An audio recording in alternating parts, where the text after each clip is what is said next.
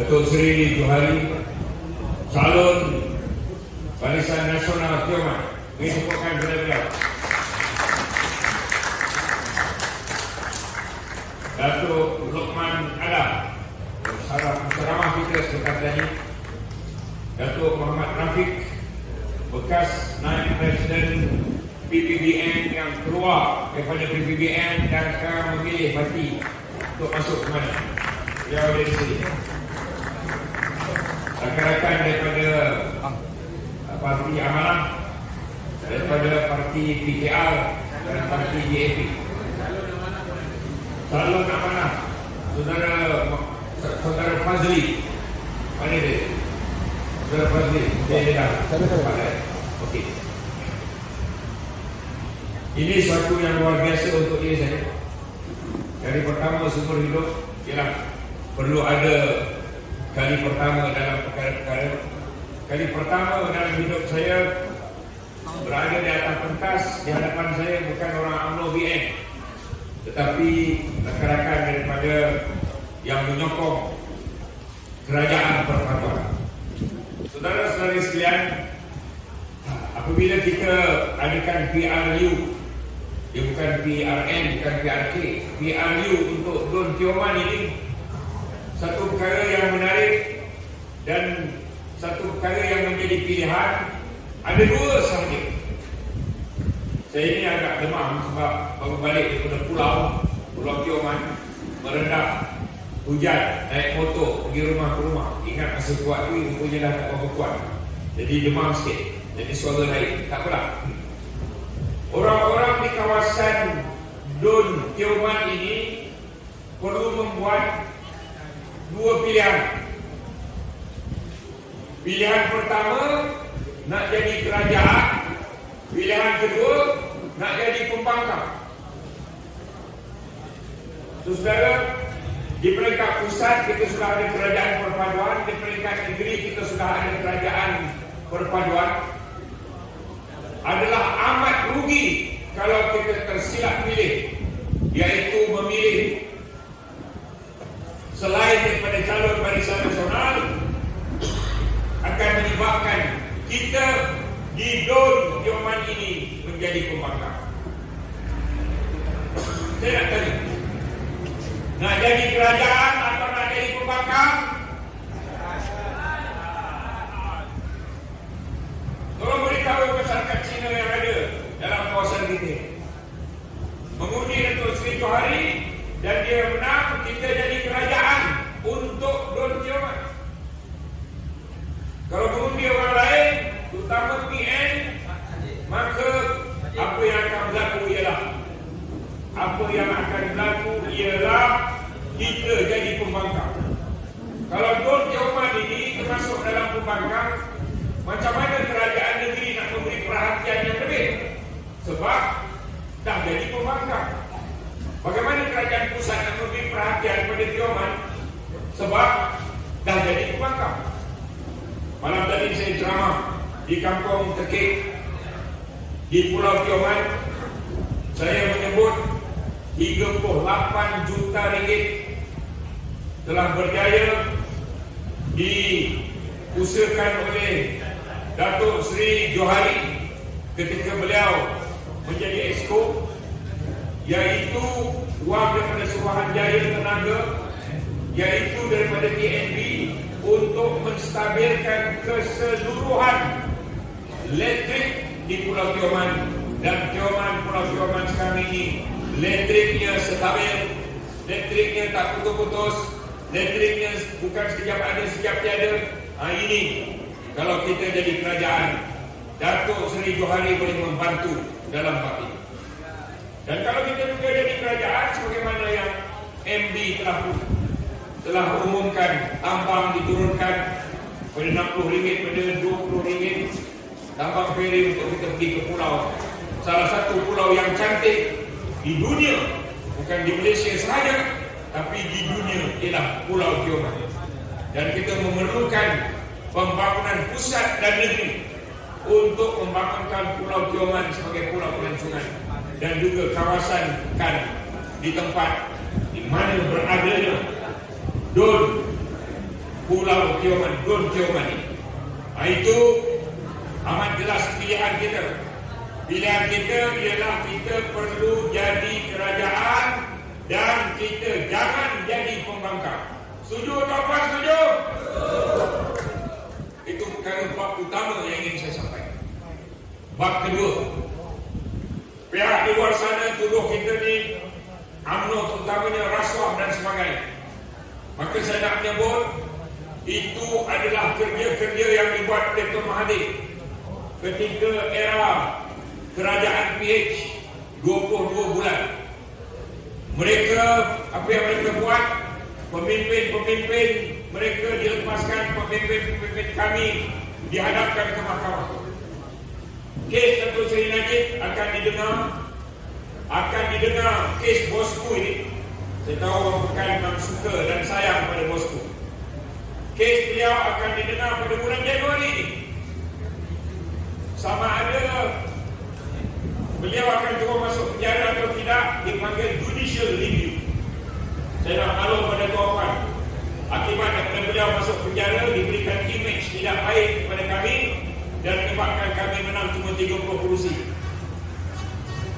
Tetapi saya nak sebut ada 4 sebab ketidakadilan diberikan kepada Datuk Najib.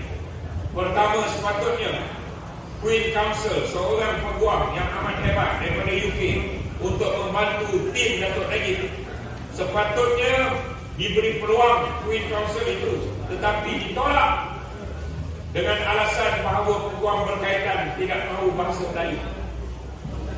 Ketika Datuk Seri Presiden UMNO, Datuk Zahid, pukul 2.30 petang esok, beliau akan berada di tempat ini, tempat yang sama ni, 2.30 besok.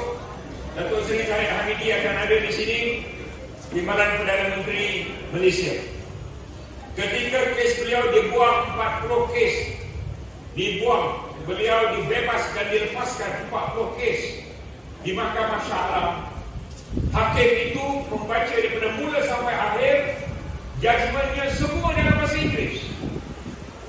Jadi saya nak beritahu kepada kawan-kawan, bahasa Inggeris boleh digunakan di Mahkamah Malaysia ni. Tetapi Datuk Najib tidak dibenarkan Queen Counsel daripada United Kingdom. Itu satu. Seterusnya Datuk Najib minta 2 bulan penangguhan kesnya. 2 bulan penangguhan.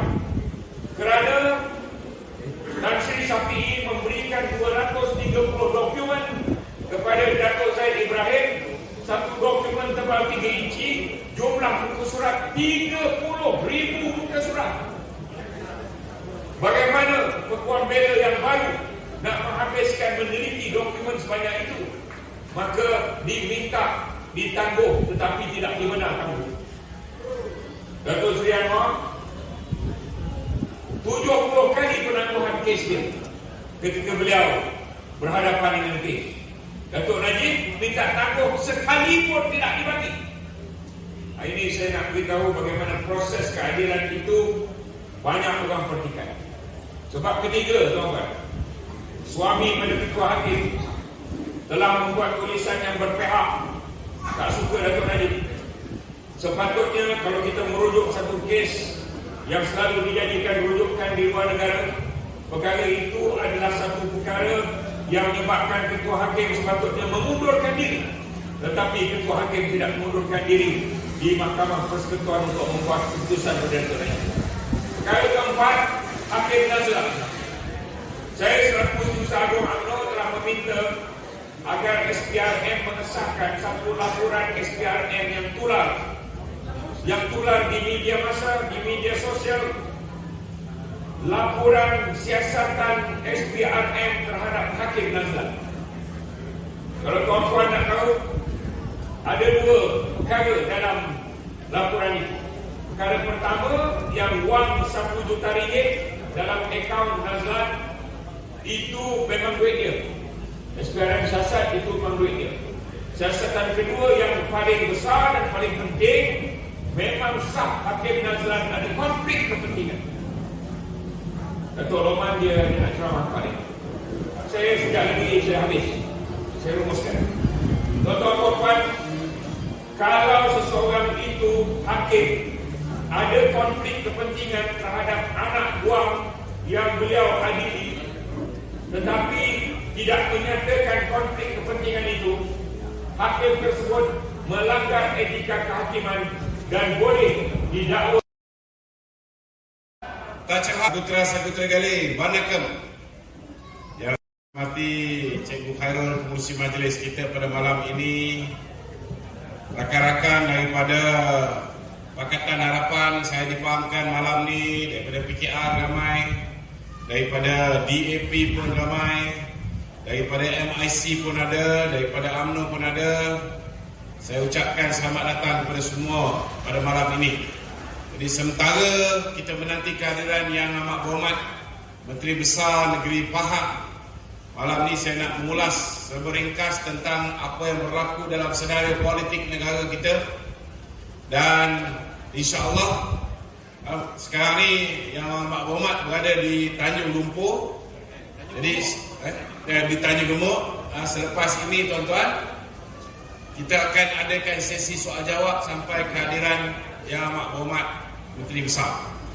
Saudara, ramai orang rasa janggal kerana ini merupakan kali pertama. This is the first time orang UMNO, orang PKR, orang DAP, orang MIC, MCA semua duduk satu meja. Amanah pun ada. Ada amanah sini, tolong angkat tangan. Oh, ada. PKR ada. DAP, MCA ada. Okey, MIC. Tadi ada kawan-kawan MIC juga ada. Okey. Belakang sana.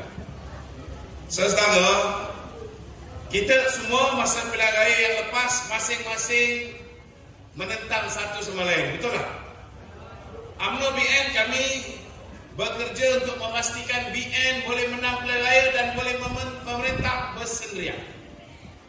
Pakatan Harapan pun sama, mereka bekerja bertungkus lumus nak menang pilihan raya supaya boleh memerintah bersendirian. Betul tak betul? Perikatan Nasional pun sama, PAS, gerakan, begitu juga dengan Bersatu, mereka juga berusaha supaya mereka boleh memerintah bersendirian. Namun tuan-tuan, kita merancang, Tuhan juga menentukannya. Allah Ta'ala tuan-tuan telah memutuskan tidak ada seorang pun yang menang.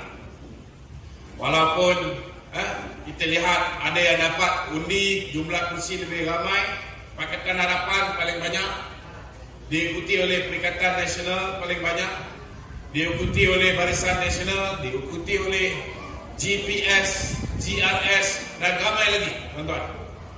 Maka keputusannya tak ada siapa pun boleh membentuk kerajaan secara bersendirian.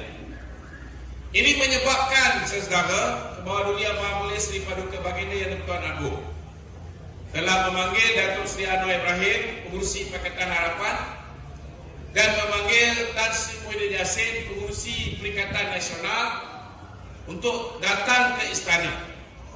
Dan baginda tuan-tuan telah meminta supaya Pakatan Harapan bekerjasama dengan Perikatan Nasional untuk membentuk kerajaan perpaduan.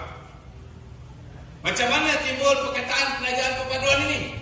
Yang cerita ni tuan-tuan, yang cerita baginda tuanku meminta supaya Perikatan Nasional membentuk kerajaan perpaduan dengan PH ialah pengurusi Perikatan Nasional.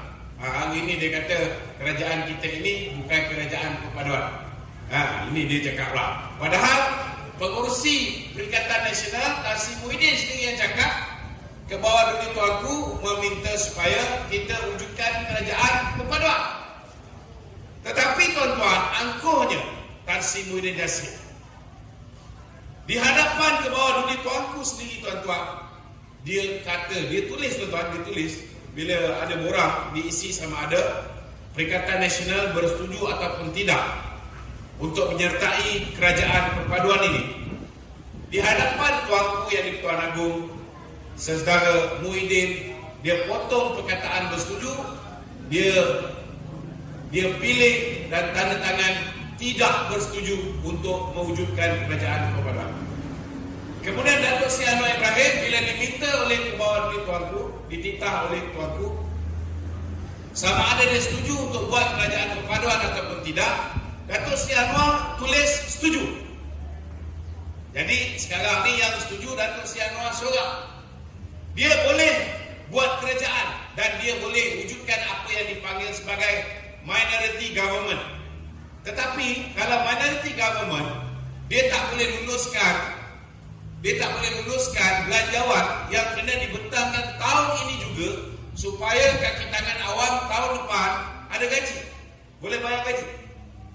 Dan sebarang bentuk undang-undang, tuan-tuan, minority government tidak boleh luluskan. Jadi bila Perikatan Nasional tak setuju, walaupun Barisan Nasional mengambil keputusan, kita nak jadi pembangkang, kita tak nak sokong mana-mana, PN tak nak, PH pun tak nak. Tetapi bila dipanggil oleh baginda tuanku titahkan supaya BN menyertai kerajaan perpaduan bersama PH. Tuan-tuan, kita UMNO ni, BN, kita dari dulu lagi mendukung institusi diraja. Jadi bila tuanku menitahkan kita untuk bekerjasama dengan Datuk Seri Anwar Ibrahim mewujudkan kerajaan perpaduan, Datuk Seri Zahid telah tanda tangan bersetuju. Maka tuan-tuan, terbentuklah kerajaan perpaduan. Selepas BN menyertai kerajaan perpaduan, kawan kita GPS yang sebelum ini ditipu oleh Muhyiddin Yassin. Muhyiddin tipu GPS, dia kata bahawa BN dah bersetuju untuk menyertai Perikatan Nasional bentuk kerajaan.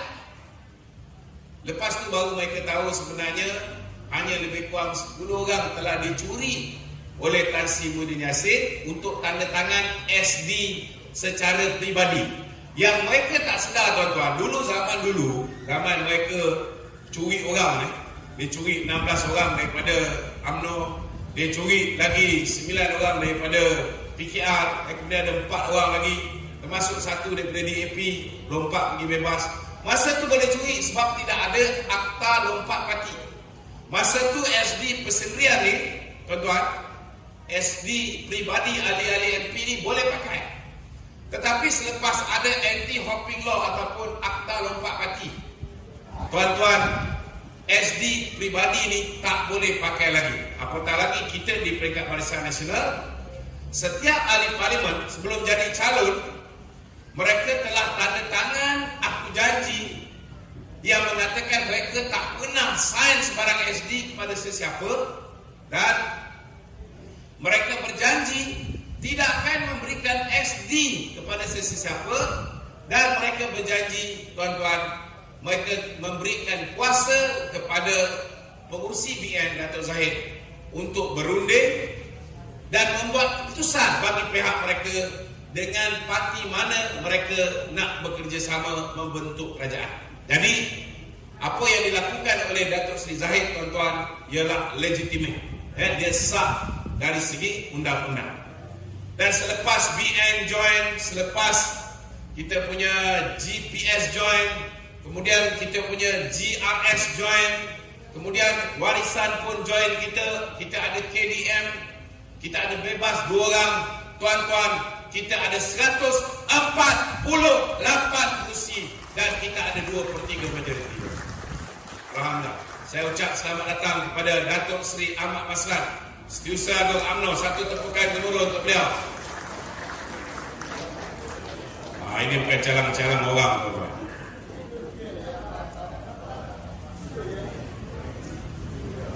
Jadi saudara, kita ada sebuah kerajaan yang cukup kuat. Kita ada sebuah kerajaan yang cukup stabil. 148 kursi. Ada yang cakap, tuan-tuan, ni orang UMNO lah ni saudara yang risau sangat dengan DAP ni. Datuk, saya cakap dulu tu selepas ni Datuk sambung. Ada yang bimbang. Dia kata habislah lepas ni UMNO kena makan dengan DAP. Ada juga yang takut. Sebab saya nak beritahu tuan-tuan, dulu kita ada seorang Perdana Menteri dan Presiden UMNO, nama dia Tun Dr. Mahathir. Tun Dr. Mahathir ni, tuan-tuan, kerja dia hasut, dia brainwash orang UMNO. Dia kata DAP ni anti-Islam. Dia kata DAP ni anti-Melayu. Jadi benda ni memang sudah melekat dalam kepala khususnya orang-orang UMNO. Tetapi tuan-tuan, sebelum kita kerjasama dengan DAP ni, dia dulu kerjasama dengan DAP. Nampak? Nampak tak betul ya tuan-tuan? Jadi saudara, PAS juga hari ni dia cakap macam mana UMNO boleh tergamak kerjasama dengan DAP. Bersatu pun cakap macam mana UMNO boleh tergamak bekerjasama dengan DAP. Saudara, padahal tuan-tuan, mereka dulu yang bekerjasama dengan DAP. Betul tak betul tuan-tuan? Saudara, hari ini PAS dah kerjasama dengan DAP. Mereka berpisah dengan DAP. Hari ini kita lihat Bersatu sudah bekerjasama dengan DAP. Last kali mereka juga berpisah dengan DAP. Sekarang ni tiba giliran UMNO tuan-tuan. Saya yakin saudara, UMNO kita boleh menjalinkan kerjasama tak kira dengan PKR, dengan Amanah, dengan DAP, dan kita akan ada kerjasama yang sangat kuat. Dan kerjasama ini tuan-tuan, saya yakin boleh bertahan dengan sangat lama. Setuju tak setuju tuan-tuan? Sebab apa? Sebab ni tuan-tuan, saya nak beritahu ni khususnya kepada orang UMNO yang takut sangat. Kalau kita kerjasama dengan PAS, kalau kita kerjasama dengan Bersatu, saya nak beritahu tuan-tuan, pilihan gaya yang lepas, UMNO cuma menang 26 kursi. PAS dan Bersatu menang 73 kursi tuan-tuan. Kalau UMNO memutuskan hari itu, kita pilih untuk kerjasama dengan Bersatu, dengan PAS, dengan Gerakan, maknanya saudara, 73 kursi yang dimenangi oleh PAS dan Bersatu ini, UMNO tidak boleh bertanding dalam pilihan raya yang akan datang. Dalam erti kata lain, kalau kita kerjasama dengan Perikatan Nasional, UMNO hanya boleh bertanding tuan-tuan 26 kursi. Kalau pun boleh tambah tuan-tuan, kursi yang dimenangi oleh PAN ataupun Parti Amanah, dan kursi yang dimenangi oleh PKR kawasan lain. PKR saya ambil contoh, dia menang di 18 kursi kawasan Melayu tuan-tuan. Kalau daripada 18 kursi ni yang tak dimenangi oleh PAS, tak menang oleh Bersatu, tak menang oleh UMNO, saudara, saya nak beritahu tuan-tuan, habis kuat UMNO boleh dapat daripada 18 kursi ni disebabkan kita hanya menang 26 kursi. Mungkin kita boleh dapat lagi 3 atau 4 kursi. Maknanya jumlah kursi yang UMNO akan bertanding pada pilihan raya umum yang ke-16 tuan-tuan, lebih kurang 30. Habis kuat 31, 32. Apa akan jadi pada UMNO? UMNO ada 191 bahagian. Maknanya saudara, kalau kita boleh bertanding hanya 31 kursi, maknanya lagi 160 UMNO bahagian ini dah boleh tutup kedai. Kita hanya akan jadi kuda tunggangan kepada Bersatu. Kita punya jentera ramai, lebih ramai daripada PAS, tapi kita hanya akan bekerja untuk memenangkan Bersatu. Jadi ini senario saudara, UMNO akan luput sedikit demi sedikit. Tetapi kalau kita kerjasama dengan DAP, apa kelebihannya? DAP bertanding tak kawasan Melayu tuan-tuan? Tidak. DAP ada calon Melayu, tapi dia letak di kawasan China, betul tak?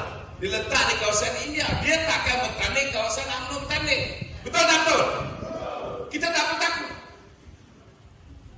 Kedua, PKR, mereka juga bertanding di kawasan India, mereka juga bertanding di kawasan China, dan ada kawasan-kawasan Melayu khususnya di kawasan bandar, mereka boleh menang kawasan. Jadi dalam arti kata lain, kawasan-kawasan luar bandar, UMNO masih lagi boleh bertanding tuan-tuan. Peluang UMNO untuk bertanding dan memenangi lebih banyak kursi dalam pilihan raya akan datang akan lebih cerah. Kalaupun kita nak bertanding di kawasan, contohnya kawasan bandar, kita boleh swap dengan PKR. Kalau mungkin kita nak bagi kawan-kawan kita daripada Parti Amanah juga untuk bertanding di kawasan bandar, kita boleh tukar dengan PKR. Atau mungkin kawasan-kawasan kampung ada juga kita nak letak PKR, kita nak letak Parti Amanah. kita boleh ambilkan kursi ini secara saksama tuan-tuan, berdasarkan kekuatan parti masing-masing. InsyaAllah saudara, masa depan UMNO khususnya di dalam Pakatan Harapan jauh lebih baik jika berbanding kalau kita bekerjasama dengan kawan-kawan kita di Perikatan Nasional. Kedua tuan-tuan, apa masalah kita hari ini? Masalah Pakatan Harapan dulu pilihan raya lepas, mereka menang 25% undi orang Melayu. Hari ini orang Melayu yang menyokong Pakatan Harapan tinggal 11%. Maknanya sokongan orang Melayu Pakatan Harapan dah merosot. Betul? Jadi inilah kelebihan bila Pakatan Harapan bekerjasama dengan UMNO, tuan-tuan. Kerana UMNO masih lagi sebuah parti yang mempunyai keahlian di kalangan orang Melayu paling ramai di Malaysia, tuan-tuan. Gandengan antara UMNO yang mempunyai keahlian orang Melayu paling ramai di Malaysia selepas ini bergabung dengan Pakatan Harapan yang mempunyai sokongan bukan lain paling ramai di Malaysia. Cuba tuan-tuan bayangkan, orang yang ada kekuatan keahlian orang Melayu campur dengan orang yang ada kekuatan sokongan bukan lain digabungkan, tuan-tuan. Mana-mana pilihan raya pun kita berharapkan selepas ini kita mempunyai peluang yang sangat cerah untuk menang pilihan raya itu. DAP akan menang lebih banyak kursi, UMNO akan menang lebih banyak kursi, parti PKR dan juga Amanah juga akan menang lebih banyak kursi. Kerana mereka akan dapat sokongan orang Melayu, UMNO akan dapat sokongan bukan Melayu. Betul tak betul? Jadi saudara, kerjasama ini adalah win-win situation. Lagipun saudara, ada yang cakap macam mana kita boleh kerjasama dengan bukan Islam, macam mana kita boleh tolak kawan kita se-Islam. Tuan-tuan, saya nak beritahu saudara, UMNO dah sign apa yang dipanggil sebagai Piagam Muafakat Nasional dan lepas. Kita dah berjanji setia nak berkoalisi, nak bekerjasama demi kepentingan Islam, demi kepentingan orang lain. Tetapi tuan-tuan, senyap-senyap dia bertahun, dia bentuk kerajaan, dia bentuk satu koalisi, dia bentuk satu gabungan parti politik. Dalam tu ada bersatu, dalam tu ada gerakan, dalam tu ada PAS. Dia tak beritahu tu begitu. Senyap-senyap, macam kata orang yang muda tak faham. Kita sudah kahwin dengan PAS, tapi kita kahwin di Siam. Kita kahwin di Siam. Baru mau balik register, belum sempat register, dia sudah kahwin lain. Dia dah kahwin lain. Kalau itu hukum Islam, tuan-tuan, suami dia yang sekarang ni haram. Sebab dia sudah pun bersuami, macam mana dia boleh kahwin? Jadi saya nak beritahu tuan-tuan, ada yang kata kenapa kita tak boleh kerjasama dengan Tan Sri Muhyiddin Yassin. Saya nak beritahu tuan-tuan, Tan Sri Muhyiddin asalnya UMNO, betul tak? Dia khianat kita. Dia khianat kita. Dia nak tanam UMNO. Dia nak jatuhkan UMNO. Tapi tuan-tuan, UMNO ni baik, tuan-tuan, baik sangat. UMNO maafkan dia. Bukan setakat maaf. Dia cuma menang 5 kursi. Dia menang 13 kursi, tapi 1 meninggal dunia, 7 dari Mahathir, tinggal 5. Dia curi daripada kita 16, dia curi daripada PKR 9. Dia ada 32 lebih kurang, tuan-tuan. Dia kita berdua, BN ada 42. Kita bagi dia jadi Perdana Menteri. Walaupun kita bagi dia jadi Perdana Menteri, tuan-tuan, patutnya dia appreciate kita lah, betul tak? Kita dah bagi dia jadi Perdana Menteri, kursi timbalan Perdana Menteri bagilah pada UMNO. Tak apa bagi. Bila dia dah nak mati, tuan-tuan, dan nak kena undi tak percaya, baru dia nak bagi pada Dato' Sri Ismail Sabri. Sedang pengagihan kursi kabinet tidak adil, lebih pada orang dia, sedangkan orang dia sikit, tapi dia bagi lebih pada orang. Kemudian dia tikam kita, duit UMNO ditahan. Mahkamah dah putuskan 3 kali suruh serah, anak serah, merayu, suruh izin merayu. Kemudian pemimpin kita nak dimasukkan dalam penjara. Dah lah Dato' Najib, Dato' Zahid, tuan-tuan, angkat dia jadi Perdana Menteri. Dia nak sumpahkan orang ni masuk penjara. Sekarang bila dia perlukan BN, Dia kata tak apa, mari kita sama dengan kita. Tuan-tuan, dia fikir kamu bodoh nak bagi orang yang nak bunuh kita, nak jadi Perdana Menteri lagi sekali. UMNO belum gila tuan. Betul tak? Kalau tuan-tuan jadi UMNO, tuan-tuan nak ambil tu orang Islam memang Islam, tetapi Islam yang zalim. Betul tak betul? Zalim tak zalim? Mari Muhyiddin. Zalim. Saudara, jadi UMNO ada dua pilihan. Kita nak kerjasama dengan pemimpin zalim Muhyiddin Yassin yang kita dah kenal. Kita tahu dia memang nak cakap syaitan itu malah ada tak? Tapi lebih kurang lah perangai, lebih kurang macam. Tuan-tuan, teruk. Dengan Datuk Seri Anwar Ibrahim yang dulu menzalimi pemimpin kita, Mahathir Mohamad. Mahathir ni tuan-tuan untuk urut pada Muhyiddin. Betul tak betul? Yang menzalimi kita ialah Mahathir Mohamad dan Muhyiddin Yassin. Anwar Ibrahim belum lagi menzalimi pemimpin apa? Betul tak? Anwar Ibrahim belum pernah jadi Perdana Menteri. Betul tak betul? Jadi tuan-tuan, antara orang yang kita dah tahu betul-betul zalim dengan Datuk Seri Anwar Ibrahim, tuan-tuan, yang kita tak tahu apa nasib kita lepas. We wouldn't know. Tetapi at least tuan-tuan, kena tahu Datuk Seri Anwar Ibrahim juga pernah dizalimi. Pernah, betul-betul. Dia pernah duduk penjara bukan sekali, 2 kali, betul tak? Bila dia duduk penjara, dia susah. Saya pernah duduk penjara. Kali pertama saya kena tahan sekali dengan dia 2 bulan ISA. Kali kedua saya kena tahan, dia dah dekat penjara Sungai Buloh. Saya di penjara Kemunting 2 tahun 2 bulan. Bermula di Polis Remand Center 2 bulan, lepas tu pergi ke. Kita tahu betapa susah. Jadi saya yakin tuan-tuan, Datuk Seri Anwar Ibrahim, orang yang pernah dianiaya, orang yang pernah rasa susah duduk dalam penjara, orang yang pernah keluarganya teraniaya, kehilangan kasih sayang seorang ayah. Tuan-tuan, kalau dia nak zalim pada orang lain, dia akan fikir 10 kali. Betul tak betul? So, di antara 2 pilihan ini, saudara, itu sebab saya rasa kawan-kawan saya daripada MP UMNO akhirnya mengambil keputusan, begitu juga dengan Majlis Kerja Tertinggi UMNO. Kita pilih untuk bersama dengan Datuk Seri Anwar Ibrahim. Kita bagi peluang kepada beliau untuk membuktikan beliau boleh mentadbir, memerintah Malaysia dengan adil dan saksama bersama. Itu saja mukadimah saya. Kita bagi peluang kepada Datuk Seri Anwar selepas ini. Kalau ada sesi soal jawab sementara kehadiran yang berhormat besar, kita boleh bersoal jawab selepas ini. Sekian. Assalamualaikum warahmatullahi wabarakatuh. Waalaikumsalam. Terima kasih untuk